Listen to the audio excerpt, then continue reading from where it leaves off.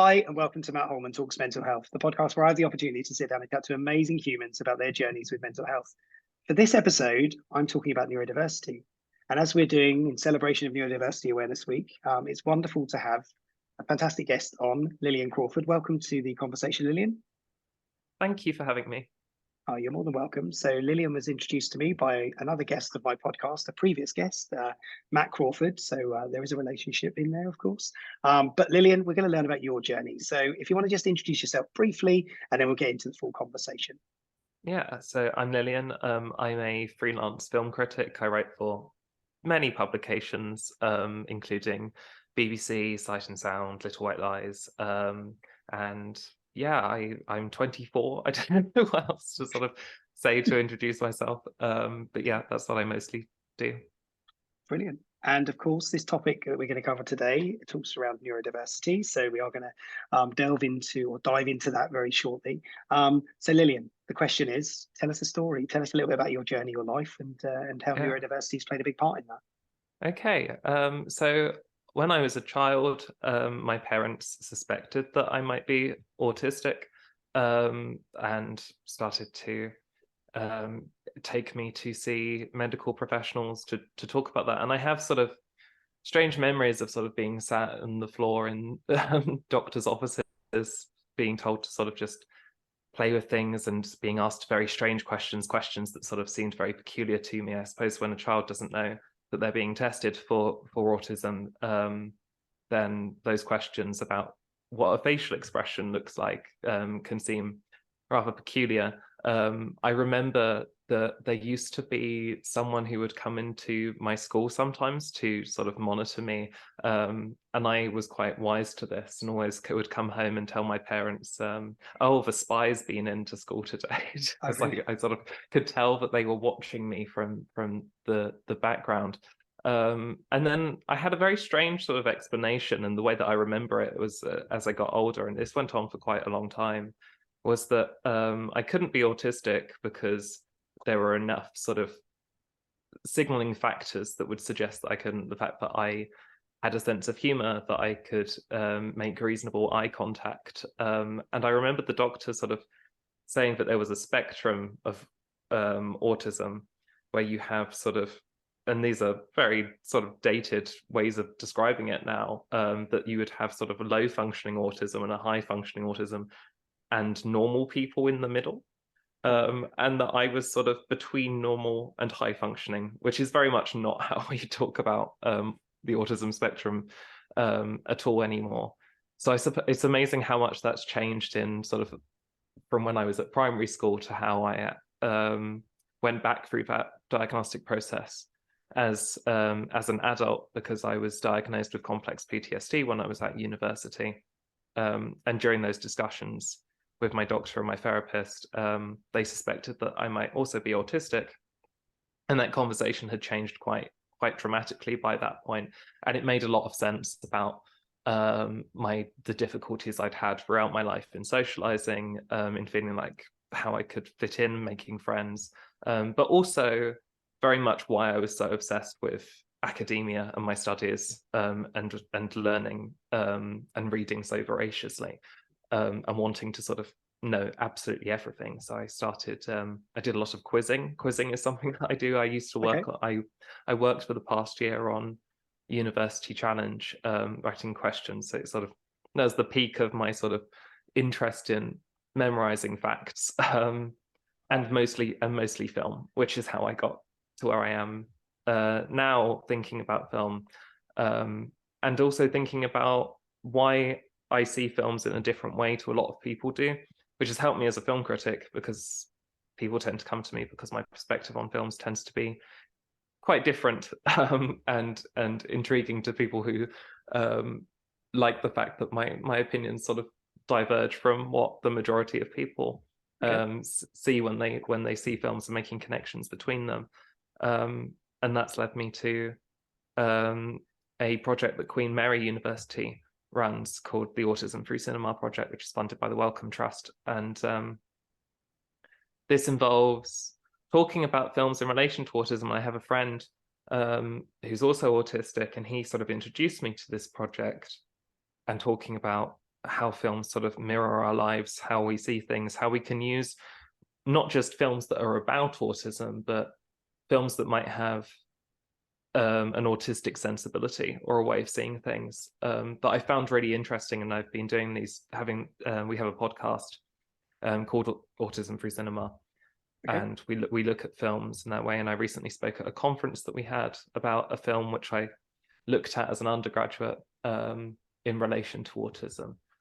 And this has sort of led me to wondering how we can make film spaces more accessible to neurodivergent people as well, which is a hugely important thing for me.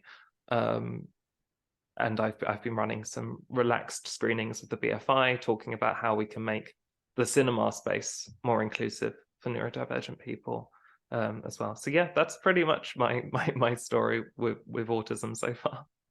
Wow, well, incredible. And I think if you take it back to where you first have memories of autism, or being in that doctor's office, what I find fascinating is that there was no sort of diagnosis at that point. But when you got the diagnosis, this was many years later, right? So we're talking many years. How old are you when you were in that office? What would you say you were at that point? Oh, I'd have to ask my parents. I'm not really sure. You were very young. Very young. Early primary school, certainly. Wow. Yeah. And that's the critical point, I think, that for a lot of people who are experiencing autism, you can see those first signs at those points. Right, so, absolutely. So how do you feel sort of about now, in terms of course, you have a diagnosis, you have autism, and it's a part of your character, and actually it's a beautiful part, because it gives you an alternative perspective of the world that people are actually valuing in a much deeper way, which is fantastic. How do you think it could have changed if you'd have known earlier? Do you think it could have changed? Do you think that would have helped? It's a really interesting question. I suppose it might have helped in terms of support that I was able to receive. Sure. I was able to, I had counselors, and I suppose my school was aware of the fact that I were not necessarily being labeled as autistic. And I think this was part of the problem, was that autism, or Asperger's as it was referred to when I was growing up, was that Asperger's was something that you didn't want to have, that it was a label that you didn't want to give a child, because it would actually inhibit them and prevent them from having opportunities and being seen in the same way that neurotypical people are being perceived. I feel like that's radically different to how I feel as an adult. And when I actually find that having the label of ASD, is autism spectrum disorder still, even though the word disorder is problematic in itself. That it is useful, particularly when I'm sort of applying for jobs, or in a workplace, or in my normal life, that if I can say to someone that I'm autistic, if I can say to a theatre when I go to the theatre, oh, I'm autistic, can you provide certain things, make my experience of that easier, they will do so. It's actually, I find it interesting that it's gone from being that this will prevent you from being able to do things, to now how I feel that actually being able to identify as autistic and tell people that I'm autistic is something that enables me to be given the provisions that I require in order to make the world easier for me to exist in. Well, to make it a world that's okay for you as it is for anybody else who's neurotypical as well, right? For sure. And so those are some of the things that obviously are the big challenge, because people don't know what to adjust for. And I think it's really good if you're able to verbalize, if you could do this, if you could give these provisions, that will help me to have the same experience as everybody else. Definitely. How did you get to a point where you knew what those things were? That's a really good question. I suppose it was partly coming out of my PTSD diagnosis, and realizing that there were things that was preventing me from being able to do, and certain triggers that I had, and things that I was more sensitive to. And then through having therapy, through having CBT and EMDR, and other therapies that sort of allowed me to manage my PTSD, I found that there were other aspects of my mental health that I was struggling to negotiate and navigate in the world. And I think that's where I really started to have a heightened awareness of autism, by distinction to the other factors that were going on in terms of disability. In terms of of provisions and my awareness of provisions, that's something that really came about after COVID, and I started to try to go back into spaces and finding that. Yeah. So I suppose that was a couple of years where everyone hadn't been able to go back into spaces, and I was finding that there were things, my anxieties around going back into those spaces were different to what perhaps other people's were. And also as an adult and starting to go to the theatre or the cinema on my own and so on, I was starting to become more aware of how people were perceiving me and my behaviors. For example, I've been in screenings of films before, and I've been told to stop laughing or to stop stimming because I move my hands a lot. Yep. And I find, particularly if I'm anxious or something is causing me stress, but also in a positive way. I mean, I when I listen to classical music, I tend to stim. It's a happiness response. I don't know, which some people get annoyed by, and they see it as bad behavior, and they will call you out for it. To the extent that at the BFI in 2018, there was someone who was laughing during a screening of a film, and they were forcibly removed by security at the BFI from a screening, which is how the relaxed screening program started, which is now why I'm working with them, because there aren't that many neurodivergent people who actually are consulting on these kinds of things. So it's something that I'm very aware of in myself, and also in other people who perhaps find these spaces even more difficult to exist in than I do. And I find those kinds of misunderstandings are something that makes me really want to work to change that and to create provisions, but also to educate people on neurodiversity and how that manifests itself and how that looks, so that when you see someone stimming or you hear someone laughing in places that other people might not laugh at, or louder than other people, that these are behaviors that people are aware of, so that they're not irritated by them and make allowances for it. I think it's really just a case of facilitating greater empathy through understanding, which is hugely important.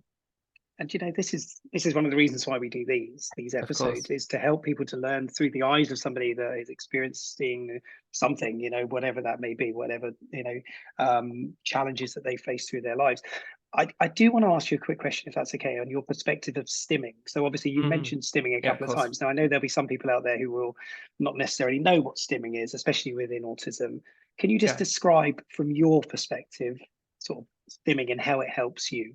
Yeah, I mean, I'm stimming under the table right now. It helps. It's a I'm sort of, this is one I do a lot. It's a way of sort of channeling feelings perhaps of overwhelm or excitement or anxiety into physical mannerisms and behaviors, is one way that it can manifest itself. And I suppose some people might perceive that as fidgeting or not being able to sit still, or it's hard to explain. I just think that it's something that you can sort of see in people. And what a lot of neurodivergent people do is they mask this, or camouflage is another word that we use to describe that, which is something that neurodivergent people feel that they're doing pretty much all the time. And it's nice to create spaces where people feel that they don't have to do that as much, because if you're doing that in order to fit in with a society that isn't necessarily designed for you, in a world that's not making allowances for those kinds of behaviors. And I see this all the time with friends being sort of called out for these things, and myself, and it's really difficult because you can kind of see why it might irritate people sometimes, but I just, again, it's a case of, why is it? It's not, the problem isn't on the part of the neurodivergent person. The problem is on the part of the neurotypical person who is bothered by this behavior and becoming more aware of how to make allowances for people who aren't functioning or in the same way that they are, perhaps. And I'm going to take it into a place just around sort of the family dynamic, if that's okay. Yeah, of Because as a course. parent of somebody who has autism but was only diagnosed at 17, I know you're an adult as well when you were Yeah, diagnosed with the autism. Stimming wasn't something we knew about, but we no, of saw course. things that we could now determine to be stimming. Would Yes. your parents have seen that? Would they have noticed it? Would they have done anything about it? You know, how would that have looked for you? Yeah, that's interesting. I suppose it's difficult, isn't it? Because you don't want to say things that imply that someone has I don't know how to word this. It's difficult. I suppose I would be told to stop fidgeting. That is something that I Yeah, would repeatedly be told to do. and that's what we do Um, as parents, by the way. So I, we do that with our well, children. I think so. I suppose it's just, and I suppose if a parent's aware of the reason why they might be doing that, then it makes it easier to not call that behavior out. And Yeah, I would suggest that yeah, it comes from awareness. It just I don't think it's necessarily with a parent. I mean, when it's someone who's close to you, what I'm talking about really in terms of understanding is when strangers call it out, which I find absolutely sure. bizarre. I don't Yeah, understand why a stranger, someone who doesn't know you, would ever call that out. I can understand why a parent would say to their child, stop fidgeting, yeah. because you're close to them, you're in a position where you're in a position of proximity, I think is the real distinction. But at the same time, it's about learning that. I mean, I find this with, sometimes I have friends who I've told, please can you stop doing that, because it's actually causing me anxiety or Yeah. irritation. But if you're aware of the fact that they're doing it because of these reasons, then it becomes easier to shift. So I don't think it's a case of saying sort of, oh no, you should, trying to make people feel bad. It's No. just inviting people to reflect on themselves and their behaviors and how they're calling these things out that I think is really important. And I think it links into a lot of the stuff that we talk about in the work that I do today around, behaviors and the way that we see behaviors and we interpret behaviors. What we don't always appreciate is why the behavior is present. Sure. So the thing about stimming to me is very much about it's an action that's self-soothing in many ways. It's helping you to, and same with my daughter with her autism, and it very much is for her to control. So if I say stop doing it, it's a punishment, isn't it? It's Yeah. a I don't Well, want it you to can stop. it can make it worse for the person who Yeah, needs to stem, which is the problem. And I think I yeah, found that. So, for example, if I was at a screening in my work recently mhm, of a film, and a man, well, firstly, he told me to stop showing off, which I assumed was the fact that I was laughing at the jokes in the film, which is very strange. I think that there are right, some film critics who yeah, believe that screening should be in a silent professional environment. The film was a comedy, yeah. Oh but wow, he also told me to stop fidgeting because I was moving my hands, and I started particularly doing this after the first time that he'd gotten frustrated with me, yeah, and I didn't feel I felt sort of, in terms of the power dynamic that establishes of an older man telling a younger woman to stop showing off, that yeah, automatically made me feel very uncomfortable in that environment. So I sat on my hands for 2 hours to stop me from right, stimming, which meant that those feelings of anxiety, those feelings of overwhelm, got much more sort of intensified because I didn't have the usual ways yeah. of processing that stimming, as you say, can help with. And it's why relaxed screenings is so important. But I'm very keen for this not to mean that neurodivergent people can't feel like they can't be in space, the sort of the regular programming, Yeah, in terms of cinema spaces or other art spaces, that no, you have to go to these relaxed screenings, which I think is something that needs a lot of work. I mean, these programs are very much in their infancy, and there's no sort of centralized way of doing it. And I think there's a lot of misunderstanding. My my previous partner, when I was living in Manchester, I took her to a relaxed screenings, both autistic, and she got completely overwhelmed, not by the environment. The environment was made absolutely fine. There was a quiet space. The lighting was at a certain level. The sound was reduced. But the film itself was very distressing, and it wasn't chosen with a neurodivergent audience in mind. And I think that's why it's so important that the people actually doing the programming are neurodivergent themselves. And I increasingly find when I'm talking to organizations about their sort of relaxed programs and their programs for neurodivergent people, is that they aren't actually being curated by and programmed by neurodivergent people themselves. It's more neurotypical people imagining what a neurodivergent person might find useful or helpful or unstressful. So I think that what's so important is that neurodivergent people are leading that conversation and talking about it, because not everyone is able to, and a lot of neurodivergent people aren't able to do that. There's sort of in terms of non-verbalism, one extreme of that, but also the anxieties that come around speaking publicly and actually being in these spaces, because the spaces themselves aren't necessarily neurodivergent friendly. So I think it's really great to see people like, I mean, we mentioned earlier about Chris Packham doing these documentaries about autism on the BBC, or someone like Fern Brady talking on the radio about being autistic. And she said that when she was on Taskmaster, she was very keen to sort of unmask herself and really sort of let her neurodivergent behaviors show themselves. And I think these are really important changes that we're seeing, and I think we are having a greater conversation, which, as I said earlier, is really how I came to understand my own self as autistic, and what an autism diagnosis means, and how I perceive things and how I experience things, and how that actually there's a lot of positivity to that. And I think that what's really important about the relaxed screenings that I've been doing at the BFI is that we don't just show the film.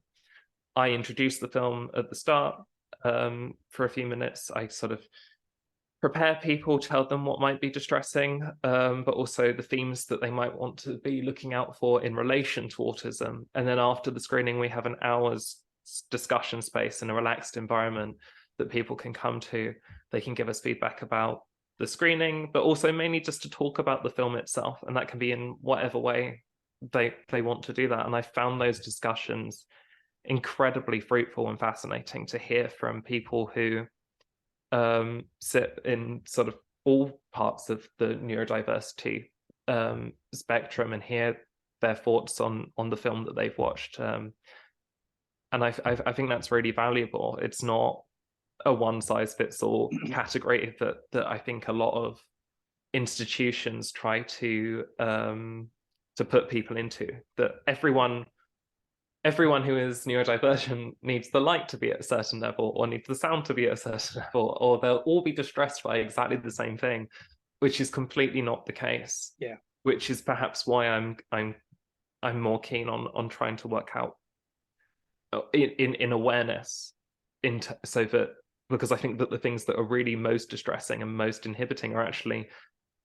neurotypical people being not showing understanding or empathy towards neurodivergent people. So interesting. I'm absolutely loving, well, everything that you're positioning and you're working for, Lillian, because I think it's so important. But you make a critical point that everybody's slightly different in what they need, in their sensory issues, their challenges, and so on. And I think that's been something that I've seen in that documentary that you referred to briefly around Chris Packham stuff, was that everybody's sensory experience is slightly different. And if it's being designed by neurotypical people, it tends to be that we put a line of saying, well, everybody's about here, and it'll be all right for everybody here. And it's not necessarily true, is it? We are coming right to the end of this. Unfortunately, this time just disappears. It's just a wonderful thing, time, but it disappears very quickly when we're enjoying it. And I've loved listening to everything you've said. Just final thoughts. I always like to leave the final thoughts to the guest. Things that you would hope for the future. Just brief sort of summary of what you hope for the future for you as well, of course, in your journey. Just throw that thought to you.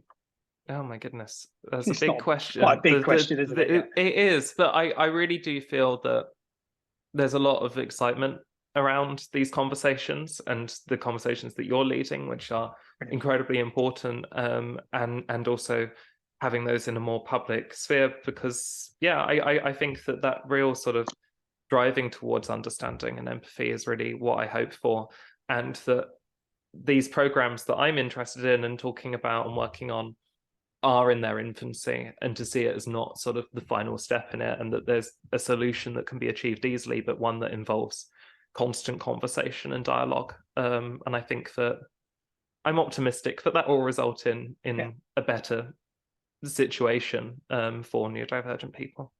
Amazing. Well, thank you so much for joining me on this episode and for helping us to learn from your perspective and learn about your journey. And I just wish you all the best for the future and in everything you're doing, and strength and power and all those positive thoughts around your work is so important, and you're helping so many people. So keep up the energy and keep being an amazing human. Thank you, Lillian. I really do appreciate it. Thank you Take so care. much. My pleasure.